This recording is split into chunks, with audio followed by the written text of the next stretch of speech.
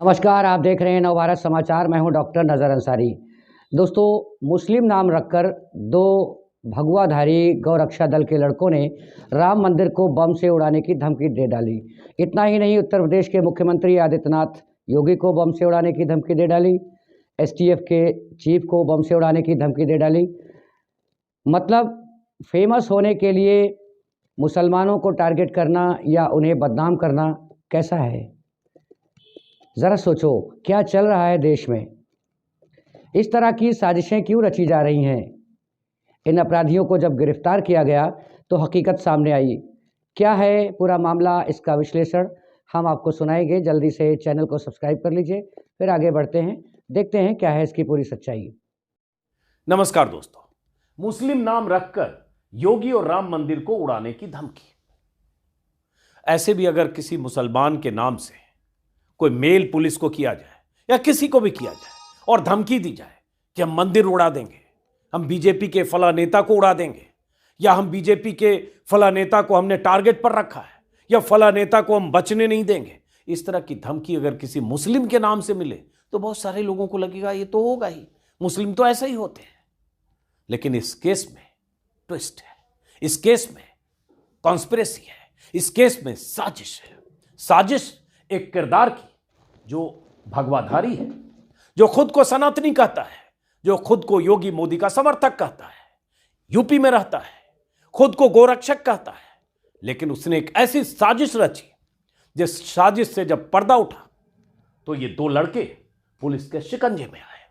पता चला इन दो लड़कों ने अपना नाम बदला, ईमेल आईडी बनाई, या कहीं ईमेल आईडी एक दूसरे नाम से बनाया, मुस्लिम के नाम से, और इस शख्स को मेल किया, धमकी दी बम से उड़ाने की। न सिर्फ इस शख्स को बल्कि यूपी के मुख्यमंत्री योगी आदित्यनाथ को, यूपी एसटीएफ के चीफ अमिताभ यश को और राम मंदिर को। आपको लग सकता है आखिर यह शख्स कौन है जिसे ऐसा मेल किसी लड़के ने या दो लड़कों ने मुस्लिम के नाम से या मुस्लिम नाम से आईडी बनाकर किया? तो जरा सुनिए और समझिए कि यह कॉन्स्पिरेसी क्यों रची गई, इसका मतलब क्या है, मकसद क्या है, इसको समझने की कोशिश करते हैं। पहले इस शख्स के बारे में, ये बीच में जो है इस पे बारे में बताने से पहले, ये लड़का है जो आप यहां देख रहे हैं, इस लड़के का नाम है ताहर सिंह। ताहर सिंह। इस लड़के का नाम है ओम प्रकाश मिश्रा। ओम प्रकाश मिश्रा। और ये जो सज्जन है बीच में भगवाधारी, इन्हीं के ट्विटर हैंडल से मैंने इनकी तस्वीर निकाली है और इनके ट्विटर को खंगाल कर बहुत कुछ पता चला है, वो भी आगे बताऊंगा। इनका नाम है देवेंद्र तिवारी। अब ये साजिश रची तिवारी जी ने, फर्जी ईमेल, फर्जी नाम के साथ धमकी वाला ईमेल भिजवाने की या रिसीव करके और पुलिस को भेजने की, और दो को इन्होंने उसमें शामिल किया, चाहे अनचाहे, जैसे भी, उस पर भी आगे समझने की कोशिश करते हैं। लेकिन इन दो लड़कों ने अपना नाम बदला। मतलब फेक आईडी बनाई। फेक आईडी बनाई, एक शारिक खान के नाम से और दूसरा जुबैर खान के नाम से। मतलब इन्हीं लड़कों में से नाम बदलकर दोनों ने मेल किया इनको, तिवारी जी को, जुबैर खान और शारिक खान के नाम से। और ऐसे भी जब आप किसी को ऐसे मेल आएंगे, जो मैंने पहले कहा, जुबैर खान या शारिक खान के नाम से, तो किसी को भी लगेगा कि यार ये लोग तो ऐसे इस नाम वाले तो होते हैं और इन्होंने मेल किया है और इनके भीतर एक धर्म विशेष को लेकर नफरत है, मतलब सनातन धर्म को लेकर नफरत है, ये इसलिए इन्होंने सही किया होगा। ऐसा नैरेटिव गढ़ने की कोशिश होती है इस देश में और हो रही है। लेकिन यहां कहानी कुछ और है। वो जो भगवाधारी बीच में सज्जन थे दिखे, उनका नाम है, जो मैंने बताया, देवेंद्र तिवारी। इनका परिचय ये भी है कि ये साहब भारतीय किसान मंच, इन्होंने खुद का एक बनाया हुआ है, उसके अध्यक्ष हैं। गौरक्षक के तौर पर खुद को प्रचारित करते हैं। एक ट्विटर पर उनकी तस्वीर दिखी जो उन्होंने 2022 में योगी आदित्यनाथ को शुभकामना दी थी चुनाव जीतने के लिए या मुख्यमंत्री दोबारा बनने के लिए, और उनसे मिले थे। उनकी तस्वीर उनके ट्विटर हैंडल से मिली, देवेंद्र तिवारी की। अब जरा पूरी कहानी को समझिए, क्या है कहानी। ये देवेंद्र तिवारी हैं, इनका बयान सुनाता हूं। लेकिन खास बात यह है और समझना यह जरूरी है कि देश में कैसा माहौल बनाया जा रहा है, कैसे मुसलमानों को टारगेट करने के लिए या उन्हें बदनाम करने के लिए या उन्हें विलन बनाने के लिए या उन्हें खलनायक बनाने के लिए या उनके प्रति आप सबके भीतर नफरत भरने के लिए किस किस तरह के प्लॉट तैयार किए जाते हैं। तो ये देवेंद्र तिवारी जो लखनऊ में रहते हैं, इनका परिचय आगे बताता हूं। ये चिट्ठी है जो इन्होंने, चिट्ठी और ट्विटर पर एक्चुअली टैग किया, ये जो इन्होंने लिखा 27 दिसंबर को, उन्होंने लिखा कि 27 दिसंबर 2023 को दोपहर 2:07 पर यूपी के मुख्यमंत्री माननीय योगी आदित्यनाथ जी, एसटीएफ के चीफ अमिताभ यश जी और मुझे फिर से जुबैर खान नाम के व्यक्ति द्वारा जान से मारने के ईमेल प्राप्त हुए हैं। ये इसको मैं थोड़ा बड़ा कर देता हूं समझने के लिए। जान से मारने के ईमेल प्राप्त हुए हैं, जिसे लेकर मैं इस खबर के साथ प्राप्त हुई मेल की फोटोकॉपी संलग्न करते हुए शासन प्रशासन से सुरक्षा की विशेष जांच की मांग करता हूं। इस पर संज्ञान नहीं लिया गया तो शायद मैं यह मान लूंगा, इसको सुनिएगा गौर से, शायद मैं यह मान लूंगा कि मेरा भी नंबर इन गैर समुदाय के जिहादी व्यक्तियों द्वारा ब्लैक लिस्ट में डाल दिया गया और बहुत जल्द मैं गौ सेवा के नाम पर शहीद हो सकता हूं। मतलब यह शख्स 2 लोगों से फेक आईडी बनवाता है मुस्लिम नाम से, जुबैर खान और शारिक खान के नाम से, खुद को मेल करवाता है, वो आगे और बताऊंगा, और उसके बाद पुलिस को और मुख्यमंत्री को और मीडिया को टैग करता है और टैग करके बताता है कि मैं निशाने पर हूं। और सिर्फ मैं नहीं, यूपी के मुख्यमंत्री निशाने पर हैं, राम मंदिर निशाने पर है और एसटीएफ के चीफ निशाने पर हैं। और उसने आज तक बीजेपी यूपी, ये भारत समाचार है, ऐसे जितने चैनल, योगी आदित्यनाथ, नरेंद्र मोदी, यूपी सरकार, UP police, ABP news, ANI, मतलब इसने पूरे इंतजाम किए थे कि हर जगह डीडी न्यूज, हर जगह डीडी किसान, हर जगह ये खबर भी चले, बीबीसी, हर जगह ये खबर चले कि शख्स को जो गोरक्षक है कथित तौर पर, अपने तौर पर तो था, स्वयंभू तौर पर कहें, उसे कैसे जान से मारने की धमकी मिल रही है। तो इसका मकसद था कि ये इस तरह से लोगों को बताए। लेकिन उसके पीछे क्या मंशा थी? साथ में इसने एक उस ईमेल जो इसे मिला था, उस ईमेल की कॉपी इसने टैग किया, इस ट्विटर के नीचे इसने पोस्ट किया। अब ये ईमेल क्या, वही जो मैंने जिक्र किया, जुबैर खान नाम के आदमी के नाम से इसे ईमेल आया, जो जुबैर कहीं है नहीं, दरअसल उसका नाम तो कुछ और है। उसने इसमें ईमेल में गाली गलौज लिखी गई है योगी आदित्यनाथ के लिए भी, एसटीएफ के लिए भी, जो मैं दोहराना नहीं चाहूँगा। लेकिन नीचे लिखा हुआ है कि हम लोगों को पता चल गया है कि पूरे भारत या उत्तर प्रदेश में देवेंद्र तिवारी की टीम के लोग गौ सेवक कर रहे हैं और हमारे समुदाय के लोगों को पकड़कर परेशान कर रहे हैं, और इसके बाद ये सब कि हम ये सब करेंगे और इसको उड़ा देंगे। मतलब देवेंद्र तिवारी ने खुद को हाईलाइट करने के लिए या सुरक्षा पाने के लिए या वीवीआईपी सिक्योरिटी पाने के लिए उसने एक ऐसा प्लॉट तैयार किया जिस प्लॉट से लगे कि उसे जान का खतरा है, और खतरा जुबैर खान और शारिक खान या इस तरह के मुस्लिम जो समुदाय के लोग हैं जो उसकी गौरक्षा से या गौरक्षक के तौर पर जो काम कर रहा है, मुहिम चला और उससे परेशान है, नाराज है, इसलिए उसकी जान लेना चाहते, इस तरह का इसने प्लॉट तैयार किया। लेकिन जब वो खुलासा हुआ, जांच हुई, तो पता चला कि दरअसल वो 2 लड़के इसके परिचित थे।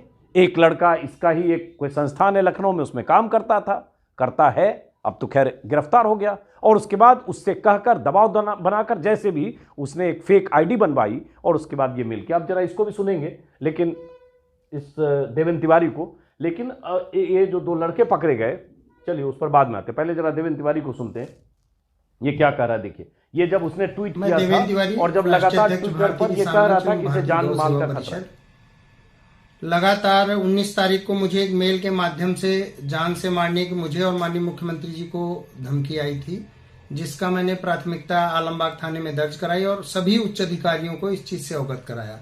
इससे पूर्व में गुड्डू मुस्लिम द्वारा, उससे पहले भी माननीय मुख्यमंत्री एवं एसटीएफ जो चीफ हैं उनका नाम आया, अमिताभ यश सर का, और मुझे जान से मारने के बाद कई बार मेरे ऊपर प्राणघातक हमले हुए।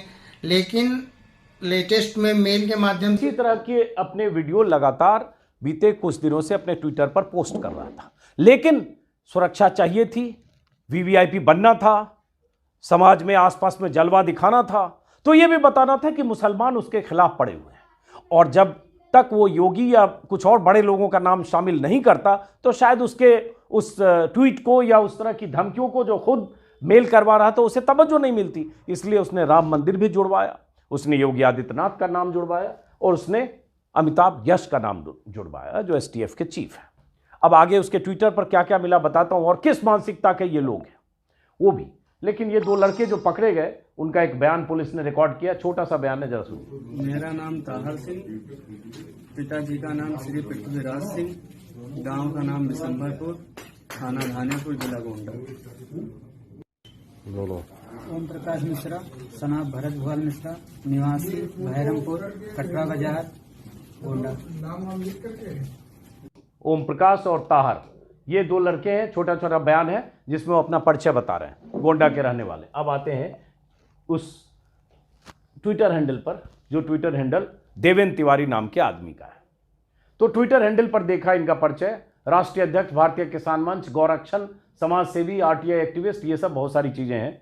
और ये पहला ही ट्वीट ऊपर योगी जी का कोई समारोह का है। उसके बाद आप देखेंगे अखंड भारत और ये सब, और नीचे आएंगे अभी आपको पता चलेगा। ये देखिए नीचे हम आते हैं, हाँ ये उसने जो ट्वीट किया जो मैंने आपको शुरू में दिखाया, और उसके साथ इन्होंने ये तस्वीर भी पोस्ट की जिसमें योगी आदित्यनाथ का फोटो लगाया, राम मंदिर का लगाया, खुद का लगाया और इसको कट कर दिया, क्योंकि उसमें चिट्ठी में ये मेल में लिखवाया, खुद ही लिखा होगा कि सबको बम से उड़ा देंगे, बचने नहीं देंगे टाइप का। और इतनी गालियां हैं उस चिट्ठी में, उस मेल में, जो मैं दोहरा नहीं सकता हूं, योगी आदित्यनाथ के लिए भी और तमाम एकदम गाली। तो ये पोस्ट किया इसने ट्विटर पर जो मैंने अभी पढ़ के बताया। उसके बाद नीचे देखिए वही है कि राम मंदिर, योगी आदित्यनाथ और इलीगल स्लॉटर हाउस के खिलाफ आईपीएल करने वाले देवेंद्र तिवारी को बम से उड़ाने की धमकी मिली, फोटो पर क्रॉस का निशान लगाकर भेजो, और मेल पर कहा तीनों को बम से उड़ा दिया जाएगा। तो ये फोटो पर क्रॉस का निशान लगा हुआ है।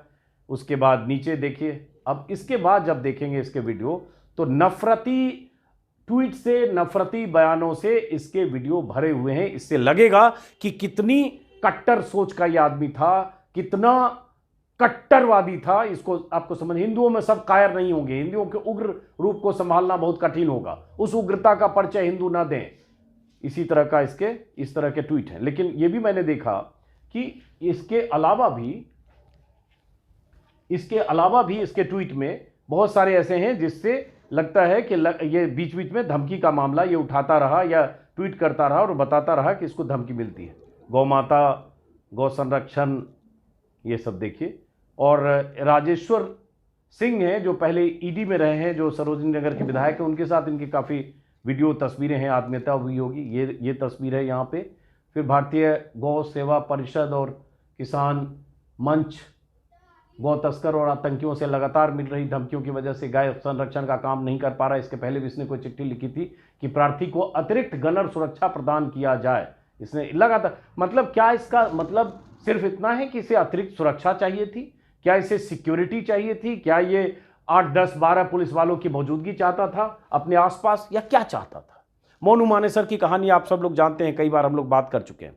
हरियाणा का रहने वाला वो जो एक तरह से गोरक्षा की आड़ में गुंडागर्दी करता था और हर तरह के वो हरकतें 302 से 307 तक की कई धाराएं, कई मुकदमे उसके खिलाफ हैं और हाल में गिरफ्तारी हुई थी, आपको पता चला होगा। तो क्या ये भी कुछ मोनू मानेसर की तरह बनना चाहता था कि गोरक्षक के तौर पर इसकी पहचान हो और साथ में 10, 12, 15 पुलिस वाले चलें और उसके बाद उसकी आड़ में ये तमाम तरह की हरकतें और गुंडागर्दी करे? अब इसी तरह के इसके ट्विटर हैंडल में है। अब ये 12 दिसंबर को इसने वही जो वीडियो मैंने दिखाया जिसमें जान से मारने की धमकी का जिक्र किया है। नीचे बहुत सारे वीडियो हैं, बहुत सारी धमकियों का ऐसे जिक्र है, यहाँ भी जान से मारने की धमकी। अब ये क्या है, अब इसकी ऑथेंटिसिटी चेक पुलिस करे तब पता चलेगी। लेकिन जितने यहाँ भी कोई आलम नाम के आदमी की तरफ से इसको मेल आया, इसमें भी गाली के साथ लिखा हुआ है, देवेंद्र तिवारी सनातनी कीड़े काफिर, एक बार समझाने पर तुझे समझ में नहीं आ रहा है, तुझे सरकार के बल पर उछल रहा है, न तुम रहोगे न तुम्हारी पार्टी रहेगी। इसी तरह की बातें यहाँ इस जो इसको मैसेज मिला, मेल मिला, जहाँ से भी मिला, जो फर्जी है दरअसल, वो उसको जिक्र करते हुए उसने नीचे पोस्ट किया है। उसके बाद फिर मैं देख रहा हूं कि इसने यहां पे उस समय भी आलमबाग पुलिस को इसने चिट्ठी लिखी थी और सुरक्षा की मांग की। और दिलचस्प बात यह है कि मैंने ये देखा कि अक्टूबर में भी 2023 में कथित तौर पर इसको धमकी मिली, जो मिली नहीं होगी, इसी तरह से प्लांटेड बात।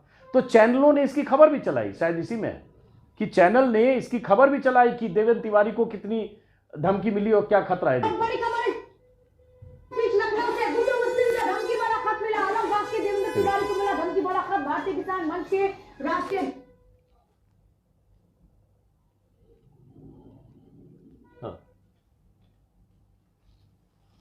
तिवारी को मिला धमकी वाला खत। भारतीय किसान मंच के राष्ट्रीय अध्यक्ष देवेंद्र तिवारी की गाड़ी पर चस्पा मिला। यह खत 20 लाख रुपए लेकर प्रयागराज आने को कहा गया है। देखिए उसकी गाड़ी पर यह पत्र चस्पा हुआ मिला और ये अब इस तरह की खबरें चैनलों पर चलने भी लगी क्योंकि ये खबर प्लांट कर रहा था लगातार। चलिए, अब ये सब हमारा मुद्दा नहीं है, मकसद ये है बताने का। और कल से मैं देख रहा हूं मोहम्मद जुबैर, जब ये खबर आई, जो ऑल्ट न्यूज़ के फाउंडर हैं, फैक्ट चेकर हैं, उन्होंने लगातार इसके ट्विटर हैंडल को उन्होंने भी खंगाला है और बताया कि कैसे अलग अलग मुस्लिम नामों से धमकियों का जिक्र पहले करता रहा। नवंबर 2023 में उसने क्लेम किया कि एक ईमेल उसे आया आलम अंसारी खान से, जिसने उसे और योगी आदित्यनाथ को ऐसे ही नुकसान पहुंचाने या जान से मारने की धमकी दी थी। ये तब भी उसने इसका जिक्र किया था। देवेंद्र तिवारी हिंदुत्व और सनातन पर फिर से प्रहार, गौ सेवक मर मिटेंगे लेकिन झुकेंगे नहीं। एक बार फिर डरपोक और कायरों का धमकी भरा पत्र मिला प्रदेश के मुख्यमंत्री, और मुझे जान से मारने की धमकी दी गई, प्रथम सूचना दर्ज कराई गई, वही जिसका जिक्र किया। तो इसका मतलब यह आदमी लगातार इस तरह की हरकतें करता रहा था या कर रहा था। अब सवाल यह उठता है कि पुलिस जांच करेगी, पकड़े गए, इन्हें बलि का बकरा बनाया या क्या। जैसे ये जानकारी मिली कि देवेंद्र तिवारी एनजीओ चलाता है, उस लखनऊ में उसके कई ठिकाने हैं, जिसमें पहले से भी उसके खिलाफ शियाना, बंथरा, गौतमपल्ली और आलमबाग में कई मामले दर्ज हैं। आलमबाग में Indian institute of paramedical sciences का कुछ वो चलाता है, कार्यालय, दफ्तर या जो भी ये कहें, उसमें कुछ लोग काम करते थे। उसी में से ये ओम प्रकाश नाम का आदमी, ये जो दूसरा है, ये उसी में 2 साल से डिप्लोमा कर रहा था। और उसके देवेंद्र तिवारी के कहने पर ही इन दोनों लड़कों ने थ्रेट मैसेज बनाने के लिए एक फेक ईमेल आईडी बनाई, नया मोबाइल खरीदा और उसके बाद इसने देवेंद्र तिवारी को मेल किया। मतलब देवेंद्र तिवारी ने अपने पास मेल मंगवाया और उसके बाद देवेंद्र तिवारी ने ट्विटर पर किया और उसके बाद जैसे भी पुलिस ने जांच की। अब बात यही है कि ऐसी स्थिति इस देश में बनाई गई या बन जा रही है, या साजिशन ऐसा माहौल बनाया जा रहा है जिसमें मीडिया की बहुत बड़ी भूमिका है कि एक धर्म विशेष को, एक समुदाय को लगातार देश विरोधी, सनातन विरोधी, हिंदू विरोधी या इस तरह से उसको चिन्हित करो जिससे लोग ऐसी बातों पर यकीन करें और पुलिस भी एक्शन करे। और ये होता भी, कई बार इसका जिक्र हम सब लोग वीडियो में करते रहते हैं। और ये एक बार नहीं है, ऐसी कई घटनाएं, कई खबरें बीते 2 साल 4 साल के दौरान अलग अलग राज्यों से आई है कि कैसे किसी मुस्लिम नाम से किसी अपराध को अंजाम दिया गया या इस तरह से धमकी दी गई। पता चला उसके पीछे कहानी कुछ और। अभी कुछ दिन पहले, मेरे ख्याल से पिछले साल अयोध्या की खबर आई थी 2022 में, जब अप्रैल में अयोध्या में दंगा कराने की साजिश रची गई और मस्जिदों के बाहर जो इस तरह के मांस या इस तरह की चीज़ें फेंकी गई, धार्मिक पुस्तक फाड़ कर फेंक दी गई, फटी हुई धार्मिक पुस्तक, और ये सब इसलिए साजिश रची गई ताकि कुछ दंगे जैसा माहौल हो। और पकड़े गए तो पता चला कि कुछ आरोपी पकड़े गए, कोई हिंदू योद्धा संगठन था, उसके लोग रात में चेहरा ढककर, मास्क लगाकर मोटरसाइकिल पर इस तरह से हरकतें कर रहे थे। 10 लोग उसके साथ थे जो अलग अलग मस्जिदों के बाहर इस तरह की आपत्तिजनक वस्तुएं या सामान फेंक रहे थे। ये पिछले साल की घटना। तो इस पिछले साल नहीं, अब तो 2024 में आ गए, तो 2022 की। तो इसका मकसद क्या है? अब पुलिस को यह पता करना चाहिए कि ये देवेंद्र तिवारी के पीछे कौन लोग हैं, कहां तक इसकी पहुंच है। अगर देवेंद्र तिवारी की तस्वीर ट्विटर पर ऐसी आती है योगी आदित्यनाथ के साथ, ये नवनीत सहगल दिख रहे हैं, हालांकि तस्वीर पुरानी है, मैं ये भी कहूंगा कि मुख्यमंत्री से मिलने कोई भी जा सकता है, किसी न किसी ढंग से जुगाड़ करके भी जा सकता है, लेकिन कोई आदमी लगातार ट्विटर पर अगर ये लगातार कह रहा था और इस तरह के ट्वीट कर रहा था, और वो राजेश्वर सिंह जो ईडी में उच्च अधिकारी रहे, जो अभी विधायक है, उनके साथ लगातार घूम रहा है, तो उसका क्या कनेक्शन है? ये जांच तो हो और सामने तो आए कि उसका मकसद क्या था। फिलहाल इस वीडियो को बताने का मेरा मकसद तो सिर्फ इतना था कि कभी भी किसी शारिक या किसी जुबैर के नाम से कोई ऐसी जानकारी मिले या ऐसी कोई साजिश रचने की खबर आए तो उस पर एक गौर से उस खबर की बारीकी को समझने की कोशिश कीजिएगा कि उसके पीछे मंशा और मकसद क्या है। इस वीडियो को यहीं खत्म करते हैं।